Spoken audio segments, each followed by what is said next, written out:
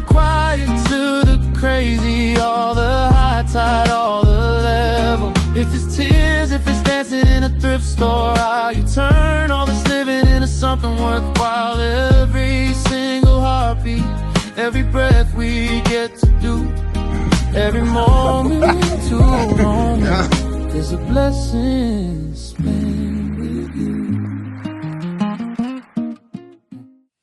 Good morning and welcome back to Moment, the Newlywed Podcast with Rod and Natasha. I am Rod. And I am Natasha. And we are newlyweds. We appreciate you guys stopping in. If you're here for the first time, this is our podcast. It's entitled Moment to Moment because things happen and they change from moment to moment. We are newlyweds going on almost a year of our nuptials, or of our actual wedding ceremony, should I say. And things have changed quite a bit in this year. And we realize that literally moment to moment, like one thing can be happening at one moment, and then in the very next moment, like within the same hour, things are different. Temperature has changed, life has changed, situations have changed, things have happened. And so we're just here being transparent about our lives and this experience. Me being married, this is my third time. She has no marriage experience. This is my first one. First one, and we both have kids, and so blending the families. That's just a recap. If you here for the first time, so if you are, we thank you. This is chapter 9, and we call it "The Truth Comes Out." The aftermath. Yeah. So in our last chapter, I was a cheater.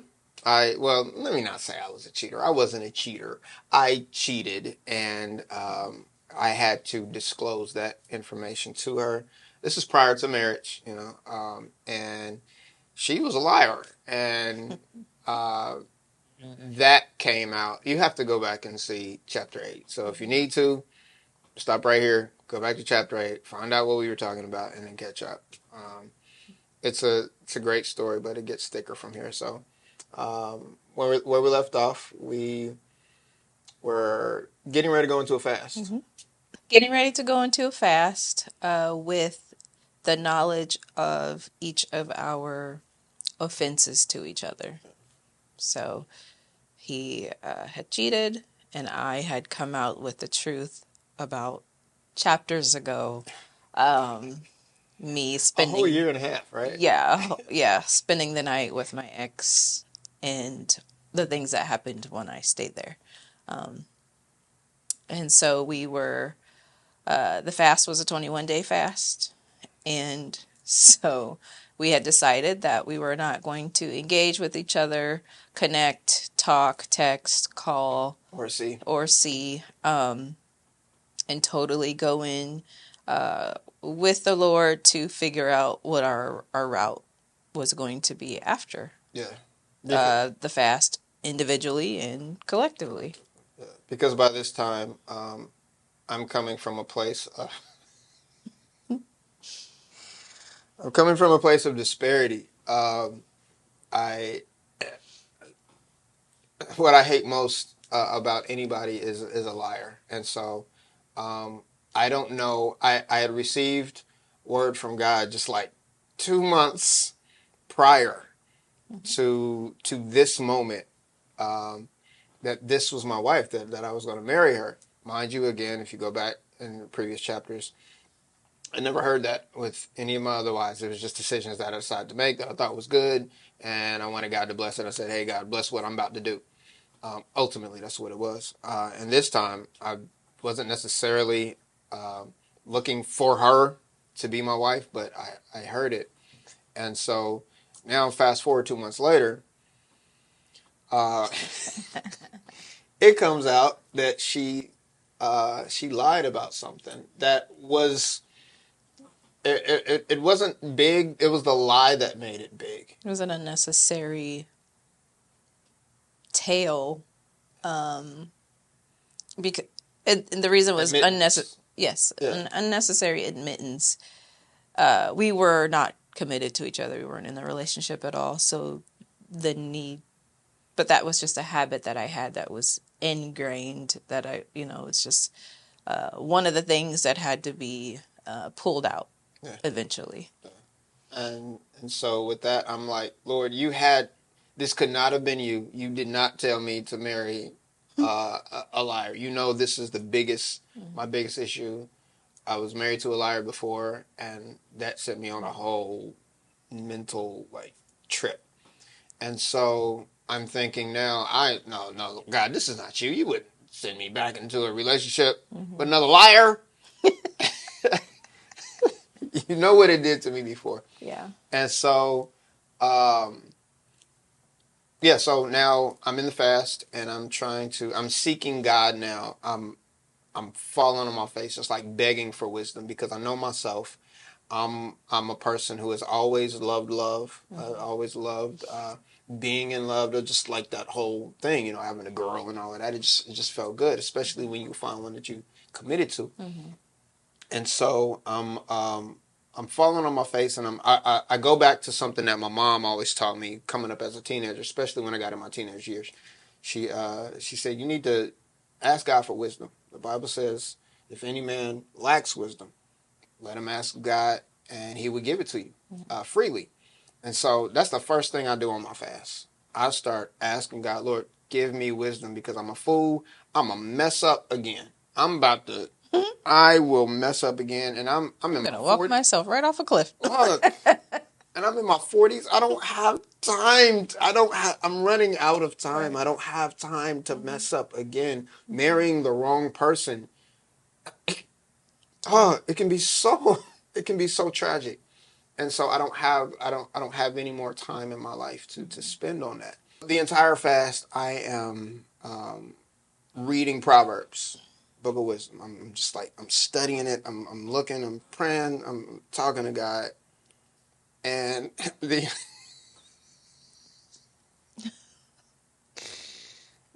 I've read Proverbs multiple times in my life since I was a teenager. Since my mom told me, read Proverbs, it'll give you wisdom. Dad said, read Proverbs, it'll give you wisdom. Ask God for wisdom. Ask God for wisdom. He'll always give it to you. And so, but there were things in this that was standing out, and there's probably 10. I'm guessing, maybe 10 different scriptures in the entire 31 chapter book of Proverbs that talks about lies and liars. So they're standing out to me now, because this is the problem that I'm facing with this woman that I believe God told me to marry, or that I would marry. And so I'm going through it, and I'm highlighting all of the liar chapters, everything that it said about liars. I'm like, oh, God is just speaking to me. He's just speaking, And so I'm thinking, one of them says, and I'm not good with references. I'm not, but that's why we have Google. We don't have to remember. But one of them said that the heart of a liar hates the person that it lies to. And when I saw that, I remember you saying it to me. When I saw that, I was like, oh, she hates me. I was like, she did, and I began to dive into what that actually meant. And I believe that what it means is that you love yourself more than you love the individual enough to give them the truth. And that could be about anything.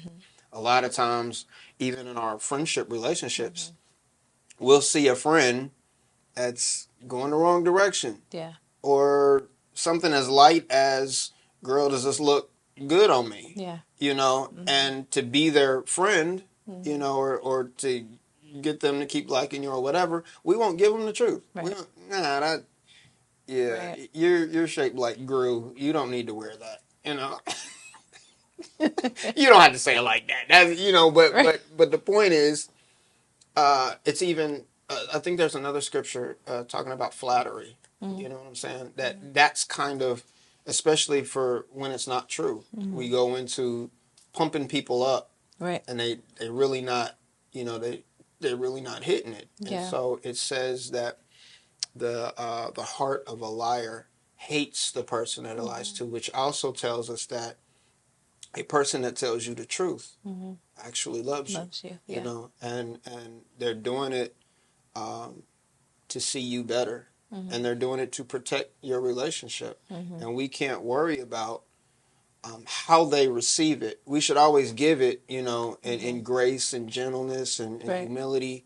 We should always give it to them that way. But we can't be so afraid of how they now gonna view me, or what they think about me, or who I am, or you know, whatever their thoughts are, that I'm willing to sabotage our relationships, sabotage our friendship, sabotage what we have, because I'm gonna say something that's not necessarily gonna make them feel good, whether it's about me or whether it's about them. Right. Yeah.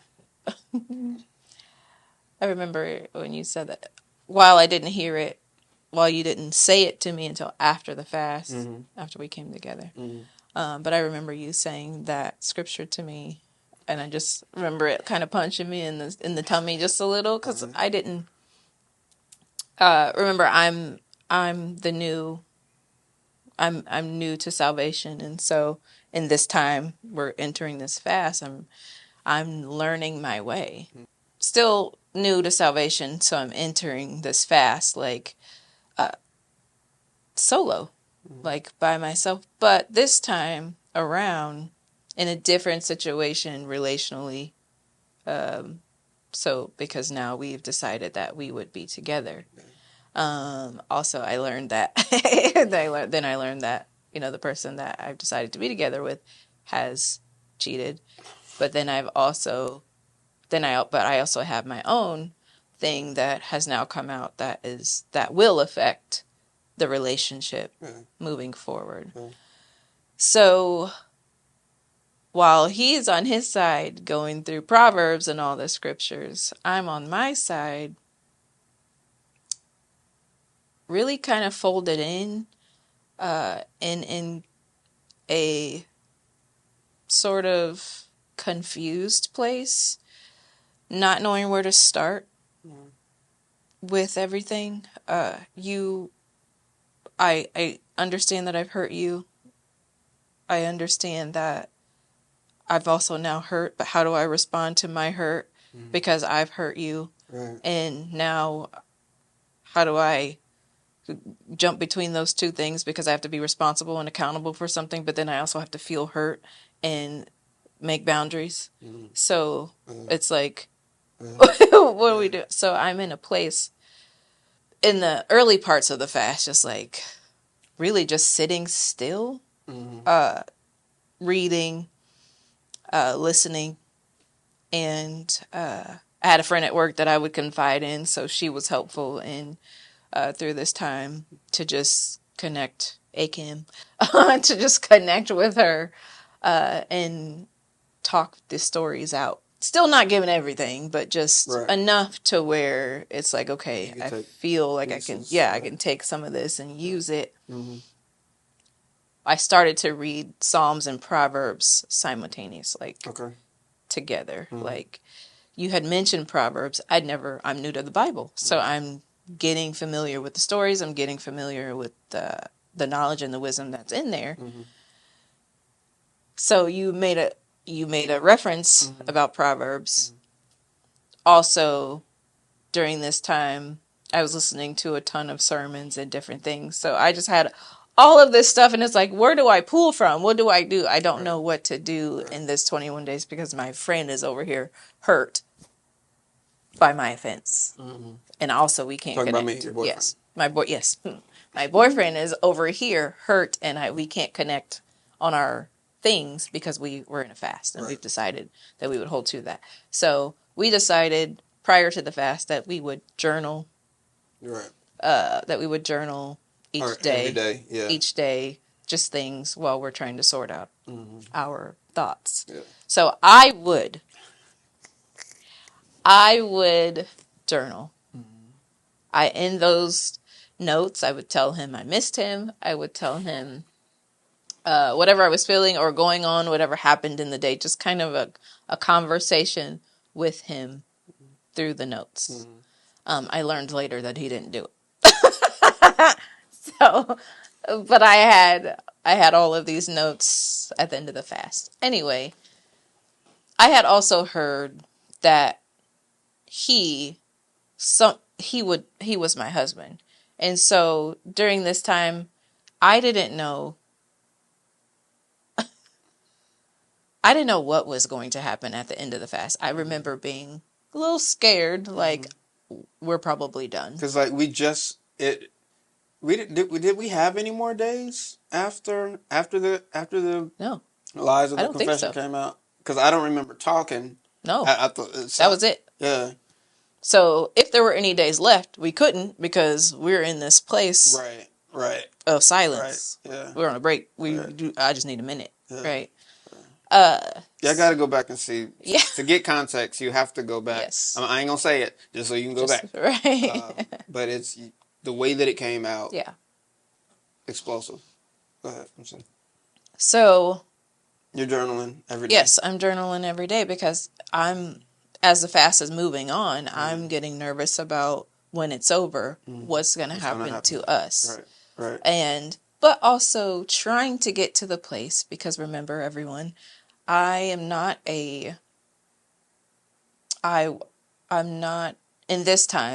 that time, I was not a person to know, to have the tools on what to do, to have the resources. I've had to, my whole life, figure life out by trial and error. And so there's no prepping, there's no parent or no person prepping me to get ready to prepare myself for his exit and be okay. Like, if he comes back and he says, yeah, I just can't do it, I'm just going to go my own way, where does that leave you? So I'm trying to prepare myself for that moment. But I didn't have muscle to be okay. Like, that comes later and you guys find out. But I didn't have it at that point. So I'm nervous. I'm just whatever. So we decide to meet at the end of the fast. I came to visit at your apartment. Yeah. And you could feel the separation. You could feel all of the stuff in between our two things.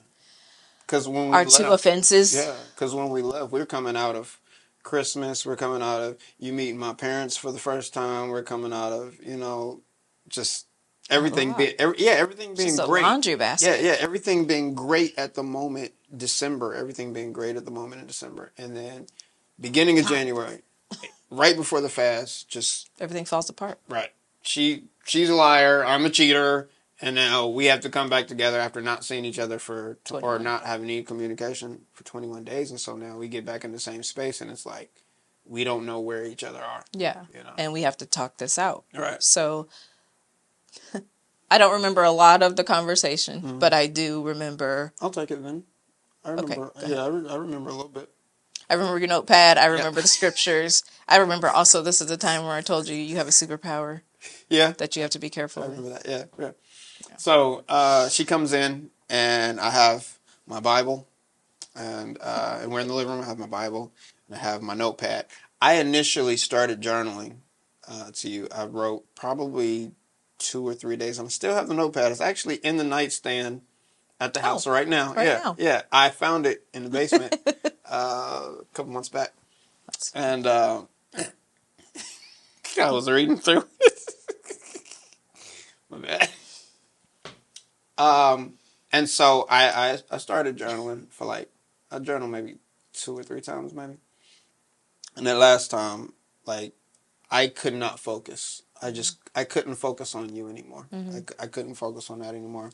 By this time, I'm reading all the scriptures that it talks about liars and, just all of it. It's 6 things God hates and 7 of them are an abomination. One of them was a liar or a lying tongue. So I was like, God hates you, I remember getting to that part when I was reading Proverbs and kind of chuckling a little bit because it was after you Right. had shared all that. Mm-hmm. And because I just remember what your Yeah. stance was. Yeah. And so I kind of laughed. So she comes in, and I just begin to share with her the notes. I thought it was over. Mm-hmm. I did. From the scriptures that I'm reading. Oh, I have to go back. During the fast, Mm-hmm. initially I thought it was over. But it was like probably day 15th or something like that. Day 15. We were going 21 days. Day 15, I'm just going to say day 15 because I feel like it was later on. I went over to my parents' house and I talked to them. I sat with them. I said, yeah, I need to talk to them because, thank you. See, God will remind you of stuff when your brain gets old. One of the things that when I was praying for wisdom, one of the scriptures talks about sons, hear the wisdom of your father, listen to the wisdom, or pay attention to the wisdom of your mother, something like that.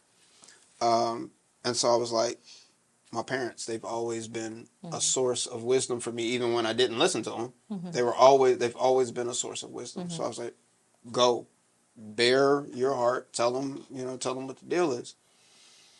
And so I go and I sit down, we sit in their kitchen, and I tell them.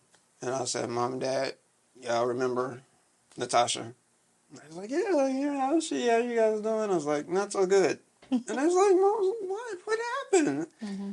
And I said, Mom and Dad, she's a liar. Mm-hmm. And it was like, what, really? And I was like, she's told me something, and she didn't know that she had already told me something else. And it came out, and we're fasting right now. We're fasting together but apart. And so I'm seeking God about this. Well, I don't know what to do because you don't know a liar until you know one, right? Mm-hmm. Nobody comes into a situation just thinking everybody's lying. Mm-hmm. But that was the last marriage I was in. That was that situation, and mm-hmm. things just started coming out. I was like, man, you was lying about everything, Mm-hmm. And so if one person lies to me because of my previous experience, then that's all you do. That's mm-hmm. all you about, right? Mm-hmm. And so I put you in that category. And so I was talking to my parents about it, and I was like, I don't think I can do it. And I said, strange thing is I heard a voice in my spirit that said this was my wife, that I would marry her. I heard this back in November. And they sat there and they looked at each other and they looked at me. And I think my dad spoke up first, which is not typical of my dad. He spoke up first and he said that none of us are perfect. And he said that we all have something that we're dealing with. We all have something that we struggle with. He said, we all do. And he said, you have to tell her, you have to communicate to her that you will not tolerate this. If a relationship with me is what you want, mm-hmm. you have to be honest. You tell her about your past, you tell her all that. Mm-hmm. Communicate to that. That won't be tolerated in this relationship. If that's something that you're going to do, I'm out. Mm-hmm. He said, no, that's what he said. He said, I got a good feeling about her. Mm-hmm. That's what he said first. Mm-hmm. He said, I got a good feeling about her. And my mom said, I agree. And she sat silent for a while, which is not typical of my mom. She's usually the talker. But my mom said, so you don't lie? I said, no, I don't. And she said, never. I said, Mom, I don't. And it's probably hard for her to believe because I remember as a kid getting whoopings for lying all the time as a kid. But as an adult, when I started dating and realizing that I couldn't trust people, mm-hmm. I didn't like what it felt like to be lied to. Mm-hmm. And so that became my stamp. I ain't lying to nobody. I'm a fess up. And so it's been a practice of mine for a number of years. Mm-hmm. And so I told her, I was like, I said, I'll be honest. I'll have a way with words. Mm-hmm. I said, I have a way with words mm-hmm. that I will tell you something. And without ever saying anything, you will jump to your own conclusions mm-hmm. about a situation. And I never said anything. Mm-hmm. But because a lot of people are quick, they're not really listening to what I'm saying. You can ask me a question. I'll never answer the question, but lead you to believe something else. That I'm just, gift of gab, just being able to work words into, to lead people in directions. And you never actually said anything. They just trail on. And so I said, I did acknowledge that to her. And I said, but ultimately, if it does come out of my mouth, it's going to be the truth. And so we went back and forth with whether that is lying or not. And I said, I think it depends on the intent. It depends on if you do that with the intent to withhold information to shape, shape a narrative, then yeah, it's lying. But I said, so I get it. And my dad said, I got a real good feeling about her. Don't throw the baby out with the bathwater. Her being the baby, and flush the bathwater. And so, because this is the wisdom of my parents, and they told me in times before not to marry these other two, and they didn't say to discard you. That's the hardest thing for me to do, right? It's the hardest thing for me to do, first of all, because things always have to make sense to me. Right? In the previous situations, it made sense to me to marry them. It didn't make sense to them. It didn't make sense to them for me to marry them. But because it made sense to me to marry them, I did it. Here I am in another situation. It doesn't make sense to me now to give you another chance when I just came from being severely scarred in another situation. And now they're saying, nah, I got a good feeling about it. Communicate, this, that, and the other. But despite whether it made sense or not, because I had a habit of not following their leadership or their instructions or their wisdom, I said, all right, okay. If y'all say so, I'll go with it. But if it burns down... So in that conversation with your parents, after you said, Mom and Dad, she's this, she's that, and your mom asked you, had you ever lied, did you think to tell them the story of the cheating, what I'm sitting and dealing with? I did. I told them that whole scenario. Oh, okay. I didn't say, my daddy's so funny. Dad, you're hilarious. My dad was sitting there trying to figure out what it is that you lied about, because I wouldn't tell him. I didn't give them all of the information. And so I told them, I remember when I told them about the cheating situation, I told them, I did some stuff. That's what I said. I did some stuff. I put myself in a situation that has caused her to mistrust me, And I said, and, these friends that I had when I was with, my ex, inappropriate relationships that I had with my ex, and so she knows about that. And so he's like, okay, then you have things too, And so I told him that. You said you had friends. You didn't say there was a situation where... I told him about a situation, but I didn't go into details about it. Yeah, I didn't want him to know I was a cheater. I didn't want him to know that I had done this. Yeah. Right. You just wanted information about me. Yeah. Whether I was the right one or not. Yeah. Okay. Yeah. But I did tell him that I told him the whole scenario. Okay. I told him how it came out, and Holy Spirit rebuked me about something that you didn't know about, I said, but I didn't lie about it. I didn't tell her. Yeah. So in this time, he's on his side again. I'm on my side. So we're just gonna say day 15. He's at his parents'. I'm probably somewhere, with my Heavenly Father, figuring out what this is, right? Because he has become my parent. He has become where I go to find direction. And I've really honed into him being that because of the lack of example or the lack of resource that I had available to me. We get back together. My husband is now revealing his frustrations for me, for the things that I have been dishonest about. Share the thing Yeah, that I didn't know. I didn't know the that. thing that I had been dishonest about, but he's going to. And where it put me in a psychological space, because now I'm freaking out in my head because it wasn't just a lie. It was the depth that you went to sell it to me. Right. You know what I mean? It wasn't, when I didn't believe it was true, you died on that hill. Right. And so I'm like, okay, this person is not a person that can be trusted. And so following the wisdom of my father, I put it to her. I was like, I can't do it. Like, I will fall apart, and I'll let you know. Yeah.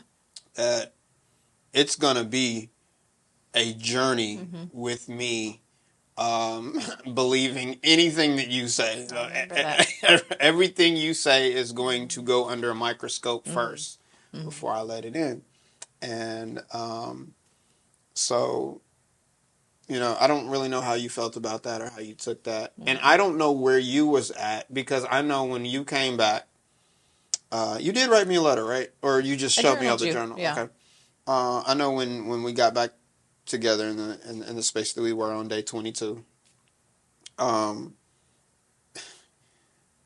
I remember is all the stuff I was saying to you about what you did to me.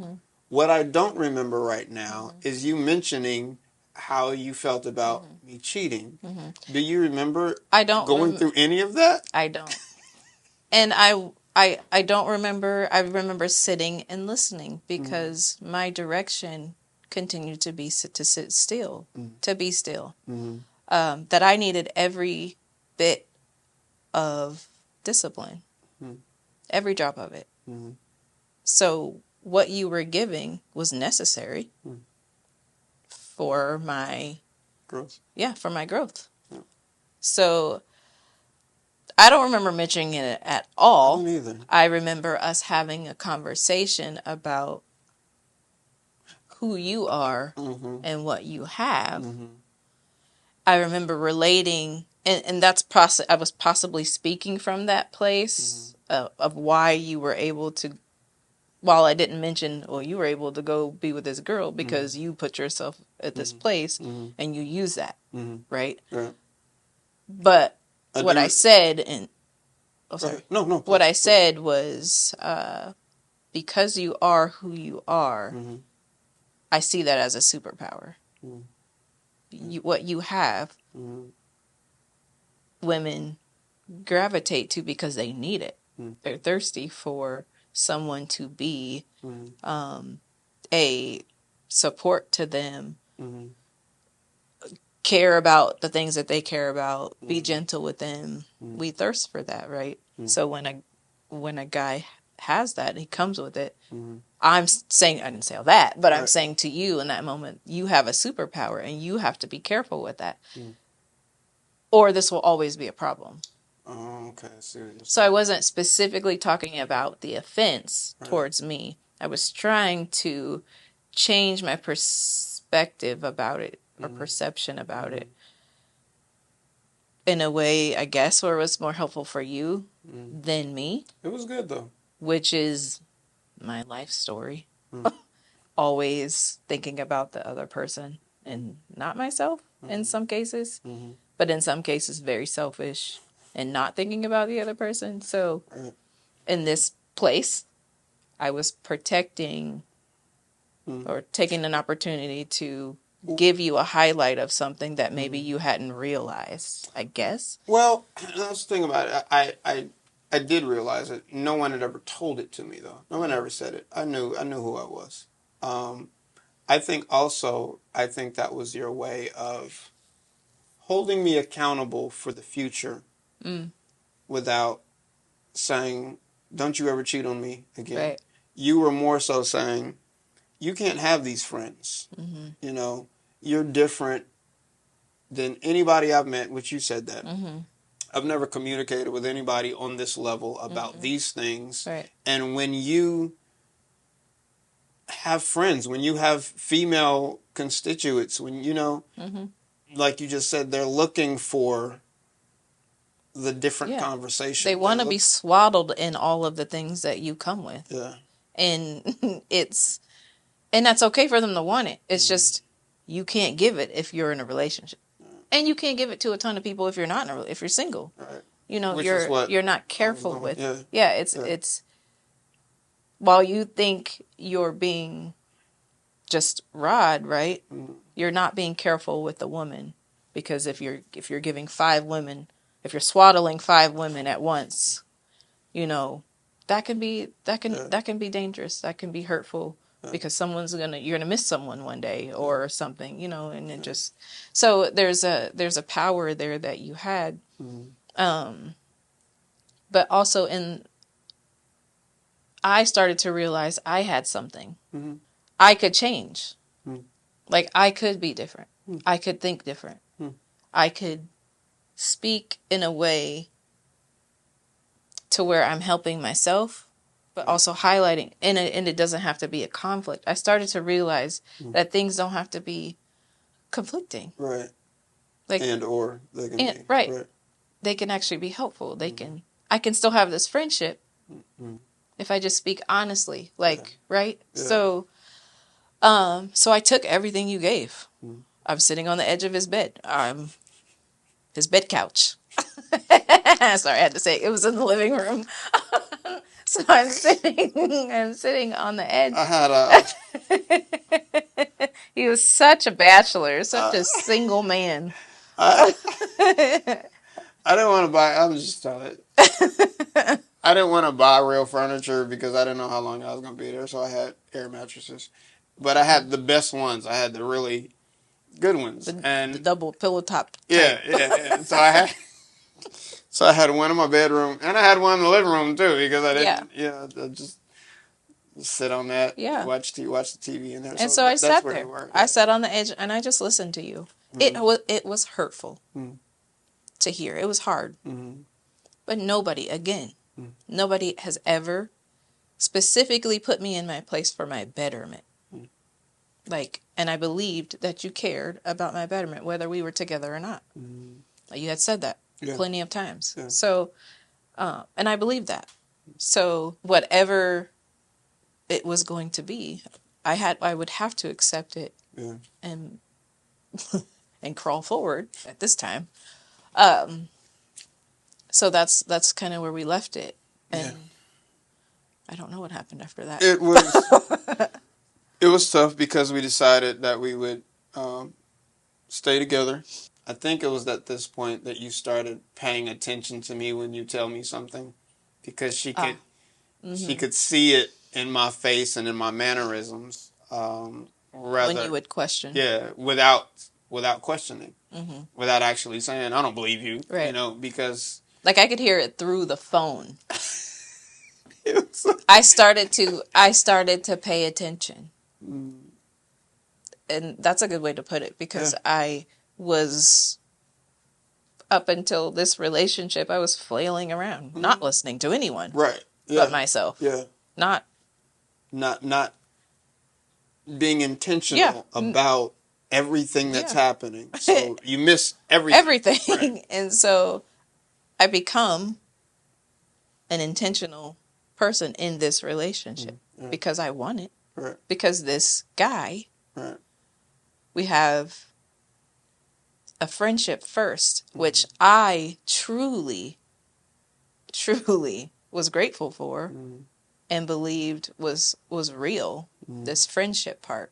So I really wanted to respect the relationship and move intentionally. Right. And I've always respected you because of what you come with, right. What you bring, and and the friendship we built. So I started to listen better. And it's funny because I remember hearing in my spirit, you don't listen.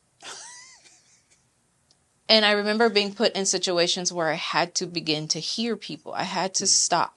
I had to hear them so I could work through the problem or work through the process.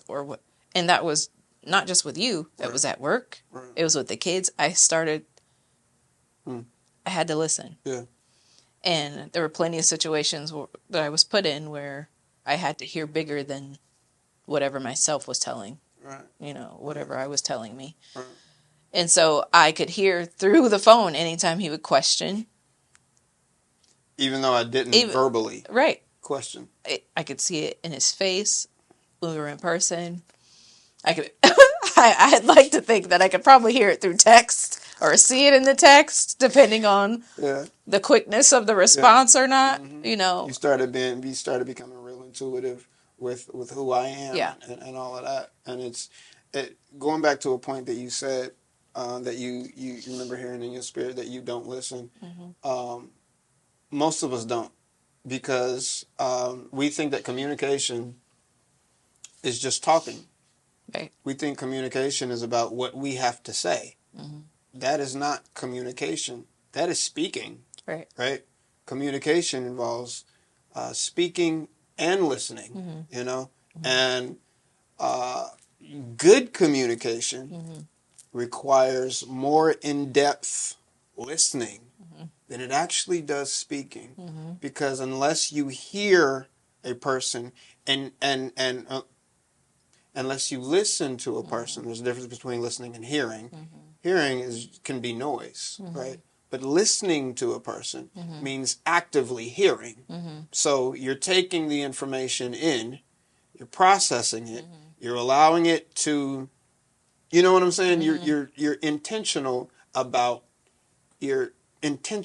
hearing the person. Right. So that way you able to respond properly, logically, appropriately to what it is that they said. Mm-hmm. Most of us just hear to rebuttal.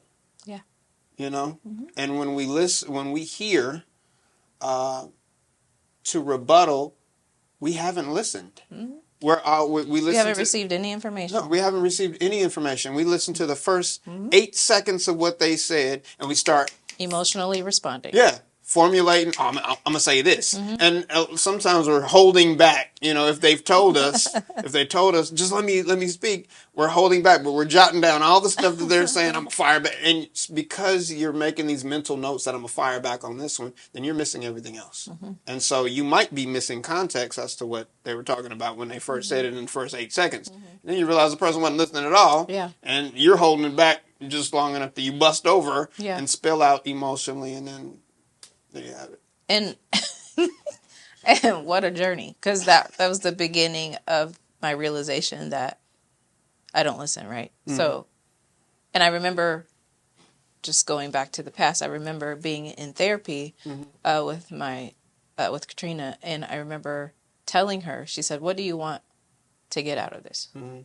I said, "I would like to show up as the same person in every space that I have to be in." Mm-hmm. Fast forward to this new relationship I'm in now. Mm-hmm. So many things had come out that I had to work on. Mm-hmm. I was a leader at work mm-hmm. in a new relationship with a totally different man. Mm-hmm. I've never been with a man like this before. Mm-hmm. My kids are getting older. I want friendships. I want connection. So I'm involved in classes at church. I just wanted to show up the same everywhere. Right. I didn't want to have to change my clothes just to go to church, or change my clothes just to be in a relationship. Right. And so to learn that, to hear that, Natasha, you don't listen, to be faced with that reality. Mm. Okay, now I'm going to take you through these processes to show you that you don't listen. Right. So you can work on it and practice it and get better. Right. So I could see all the time in him when he was questioning whether my words had validity or not. Mm-hmm. So we decided, after we had come together after that meeting, mm-hmm. we decided that we would take a breath. I decided.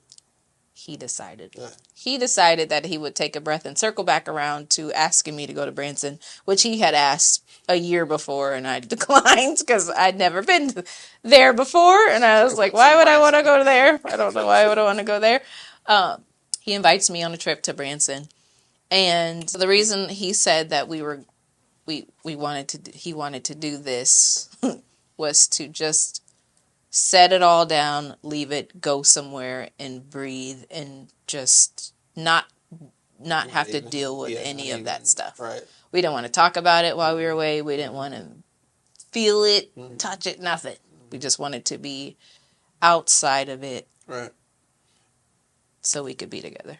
And I think my reason for doing that was to see, for me, if I was still emotionally connected to her,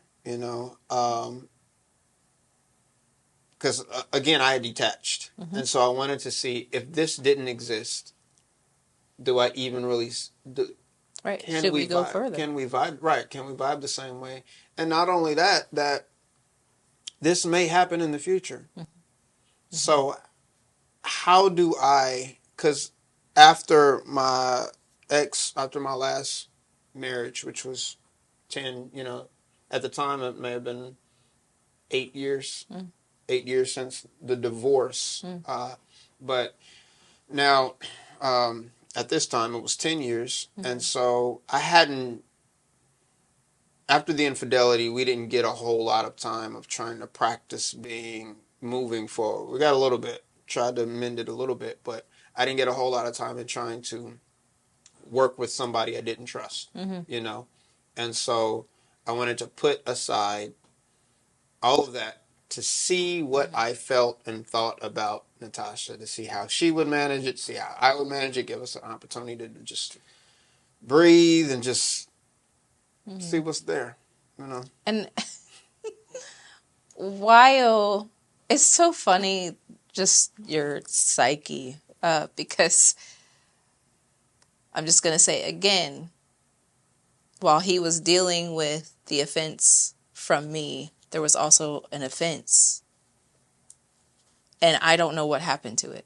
Yeah. Like, I don't know where it went for me to feel it, for me to grieve it, for me to care about it. Yeah. It just, somewhere, I believe, in the fast, I released it. You know what?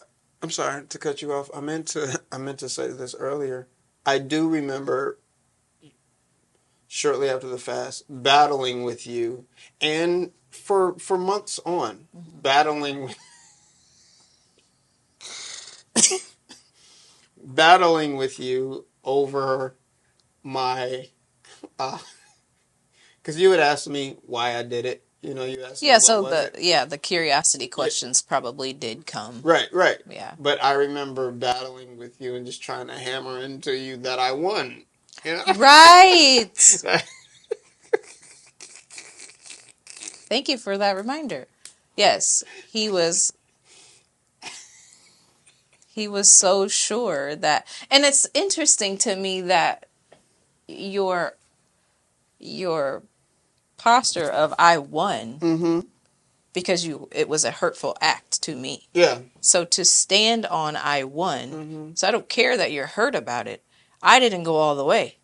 So you need to, that's what we need to be celebrating. That's what you need to care about. That's what you need to hear from me, is that I won because I didn't go all the way. Yeah. But your actions actually hurt. Yeah.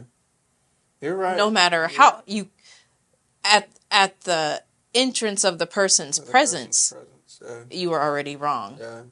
And so when he would say that, when his focus was I won, when he would say that, it would annoy me, just because, like, no, that's not winning. But I remember saying this to you. Do you know how many men could stop a woman from doing this? You were so just like, I'm just going to say he was arrogant about that, about his choice to stand in the win. Yeah. Because it was a hurtful act. Yeah. And women,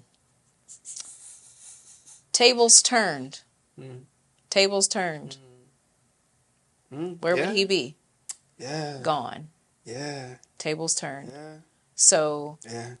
It's that part, that double standard that it is so frustrating in that moment, and actually probably right now is a little sting. Just gonna be honest. Just like, dang, like you really thought that you were good, and tables turned. Had it been me, had you you can't halfway do. Not it could have been. It could have been. I could not have even took the text for the invite. participated in the maybe, like on the fence, like, oh, I don't know, I should, I shouldn't. I've been seeing this guy for 3 days, maybe I shouldn't. I don't know. Let me think about it. I mean, you Just share the a lot. fact that I received the text probably would have. It just like that's how. Yeah, And she's so right. She's right. for him to be to try Focused to wear this on. cape of I won was frustrating, and so putting it away to go to Branson was a good choice. We really, I enjoyed the trip, but there was just still this, it's still there, like the stain is there. You can feel it, right? So Yeah, we're just sticking to tuning the it out. agreement. Yeah, we're sticking to the Yeah. agreement to not Yeah. talk about it. Yeah. And tuning it out and trying to be there for each other. Yeah. Yeah, and just try to Enjoy the trip. what it is that we had prior to January 7th. Yeah. You know? Yeah. Yeah. And, So it, I remember feeling, like we have, you know how you can just like feel in there. There's a big fat elephant in the corner. Like the elephant is there. It's in the room. It's in the room. But the elephant's grayed out. Yeah. And fuzzy. We're just going to pull his curtain over him and hope he stays back there. He's poking his trunk through there. Yep. Keeps trying to, you can see his toe. Yeah. But we had a good trip. We did. We had a very good Good trip. We had a very good trip. I was very impressed by his choice. Because again, I was questioning Branson, like, why would we go there? What is it in Branson? And that's just the part of me that if I ever go stay anywhere, it's a nicer place. I just won't go. I'm just uncomfortable in I'm gonna put this out there. My wife, she's not snooty and she's not sedity. She has class. She's got class. I like nice things. She like nice things. She has great taste. I have the same, but she wouldn't know it based off of how I dress or based off of my apartment. But or his car. Or my car. Inside of the car. Or the outside either. Specifically. But prior to, like she wouldn't be able to tell that I had any taste, that I didn't like certain things, because I've always put my money into things that make money. And so I'm okay with wearing the same. I have every item that I have on. Minus the jeans. You didn't buy the jeans either? I don't think I bought the jeans. All right. Every item that I wear on this is that she has purchased. Because I just don't care about clothes like I did. Here's the thing. I like style. And he told me that. I'm just like, where? Like he told me, and I like dressing nice. I like looking good. I like a nice suit. When? You're like, no, I used to dress nice. I really did. I used to put. I'm like, you did? I did. I was a dresser, man. Okay. Like, how do you lose it? How do you lose the care? It was when I became a business owner that I saw it ain't about nothing. And while you don't have money, take the money that you don't have and invest it in making money. You know, the clothes never made me no money, so I don't buy new clothes, if that just became my mindset for a number of years. So after I wrecked the Lexus, after that was totaled, I didn't buy a nice car anymore. I had the same, 3 pairs of pants I'd wear every week, the same 5 T-shirts. The same slides. The same slides. Scrubbing through the concrete. Ran over. And you know what? I'm just going to say that this man, I love him to death. And his heart is what I fell in love with. Like the person that you are. Couldn't have been my dress. Because nothing else. Nothing else gave, like, this is past relationships. People just come with what they come with, right? You just accept them for that.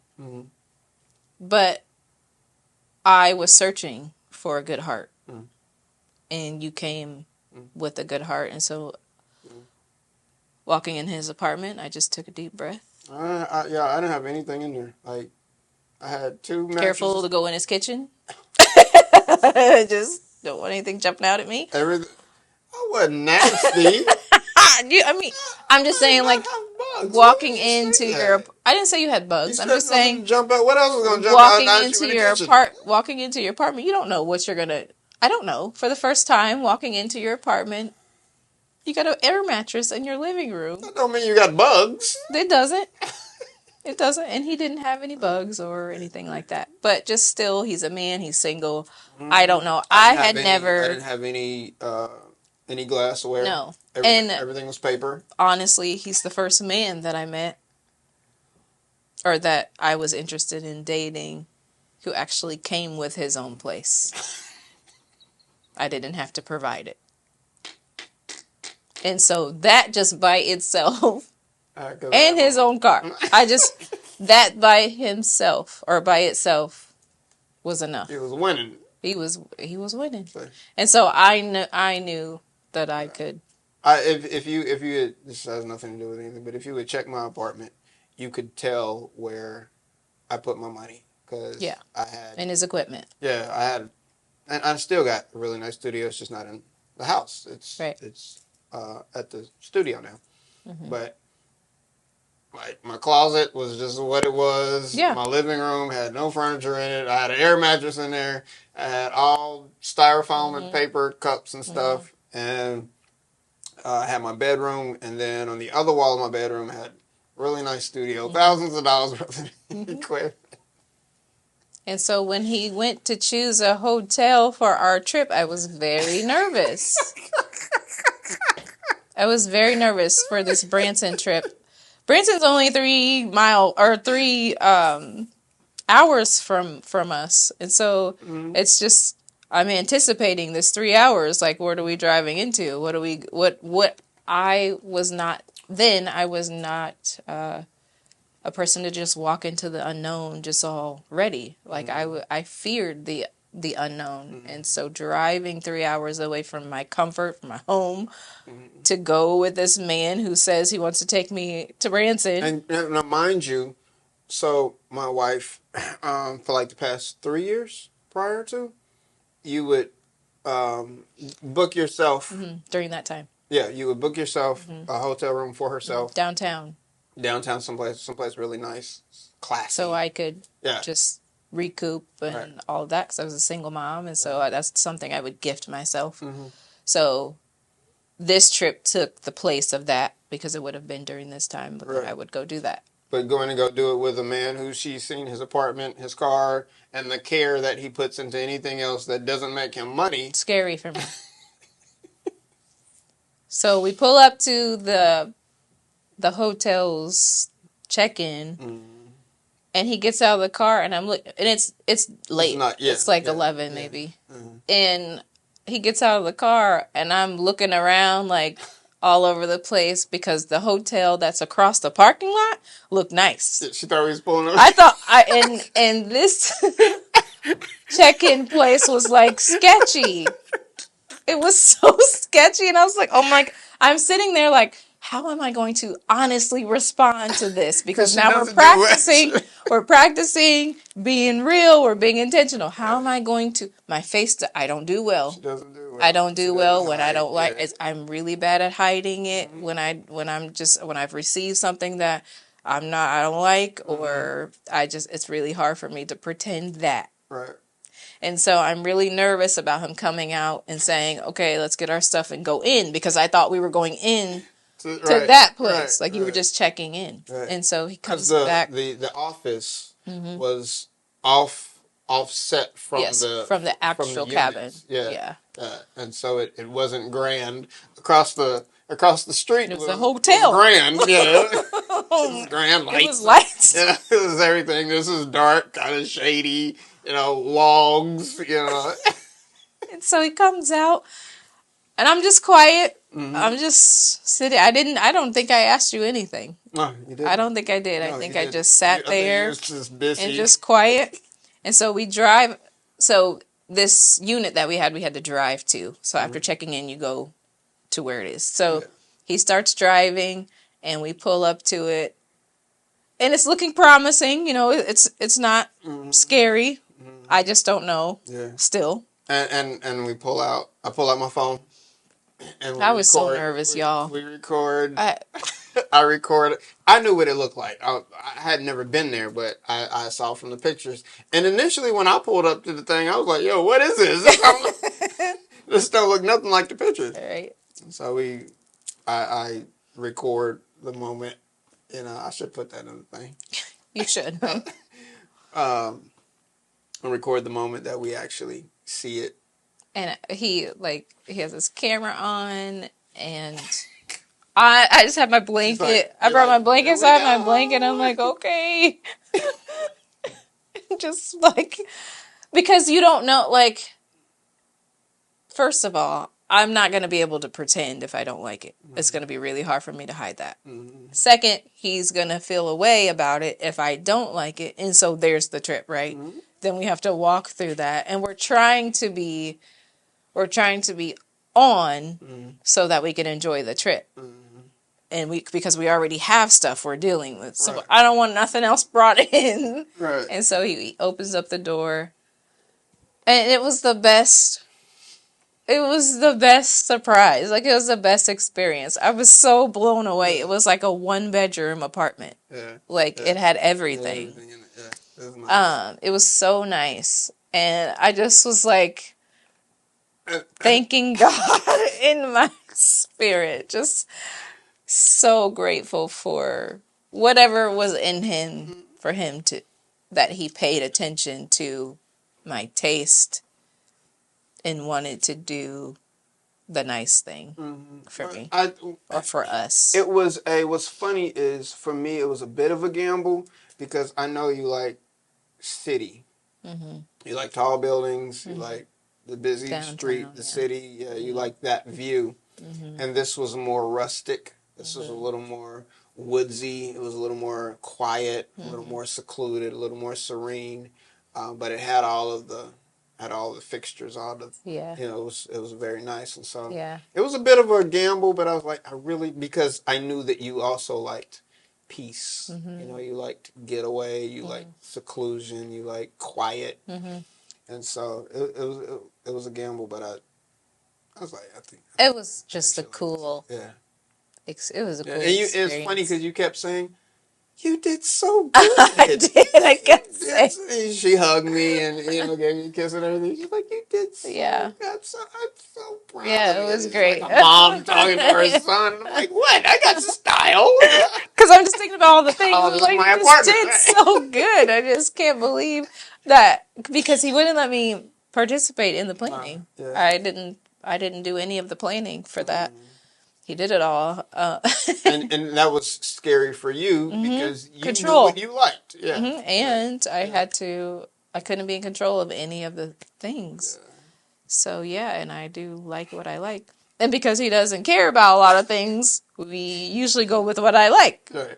And so it was tricky, but he did so well. I was so proud of him. Yeah.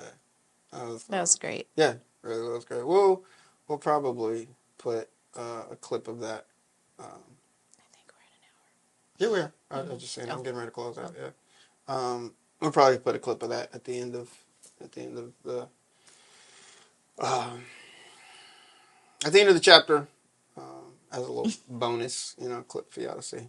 Yeah. But we're going to close up, but before we do, I want to ask you, what is it that you are thankful to God for me? Or what is it in me that you are thankful to God for as your husband? I am thankful that you are a good listener. That you pay attention to my needs, my wants, my lacks, the things that I need help in. You pay attention to all that. A lot of times, you're ahead of me in my things. Or you see it before I even am ready to admit to the fact that it's happening in me. And so I'm grateful that you pay attention to me. You're attentive and intentional. I appreciate that. It's work, but I love you. I'm sure. Yeah. Being with me that it is. And so I don't take it for granted at all. And I really do try when you bring something up to work on it, to fix the moment. You do. I really try to You do that. Moment to moment. Moment to moment. What is it in me that you are grateful to God for? I am grateful to God that you gave me a second chance. And before I go further in that, I want to apologize again. Today, you let me see, I saw my indiscretion differently. I did, and it's funny because that was years ago, you know. That was years ago, and you've forgiven me, you know, but I think there was still a part of me on the inside, even to this day, that pats myself on the back for winning, for halting a situation that was happening, and I didn't allow it to, you know, like I told you before, it was only like 20 seconds, you know. Right. But I want to apologize for that. I want to apologize for my my stance on the fact that I was winning. Because if you had done XYZ for 20 seconds, I would have been, you know, yeah, it wouldn't have been okay. And so I do apologize. Again, I'm sorry, babe. I'm really sorry for doing that. Thank you. That was foul. I forgive you. It doesn't matter. It was 3 days later, and there are no justifications for it. What I'm particularly sorry about is my stance on the fact that I won. I didn't win. I didn't. 20 seconds in, that's not a win. It's because, again, like you said, if the shoe was on the other foot, I would have looked at you differently. And I would have judged you on those 20 seconds. So I'm sorry. And I am grateful to God that you did not judge me the way that I would have judged you. That's what I'm grateful for. Thank you. I love you, babe. I love you too. Y'all, please come back. Chapter 10. Chapter 10 is coming up. This is us, y'all. Moment, like literally moment to moment. I'm so grateful for this podcast. I'm grateful for this opportunity because I just had a moment right now. You know, that you know, I was able to see some things that I didn't see before in a situation 3 years ago. You know, so now I feel some type of way about it, and I feel ashamed. But again, thank you, and I'm sorry. I'm sorry I already said that. We're going to let y'all go. Please come back for chapter 10. Tell somebody why you appreciate them. Tell them what you are grateful to God in them for. You never know what it might do for them. You never know where they might be at. And just to hear somebody say thank you, just to hear somebody say I appreciate you, just to hear somebody say that God blessed me with you will do a lot for them. Until next time, y'all love each other and love yourself. Peace. Oh, I thought a bat just flew by. Oh, that's a moth. Oh. It's like...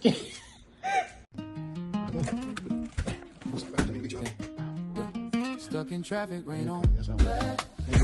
Arguing about pressure. Then your song hit on the FM dial. You rolled the window, sang on key too loud. We've been barefoot in hotel halls, shed cheap takeout on bedroom floors, playing big futures on small town porches, counting fireflies like shooting.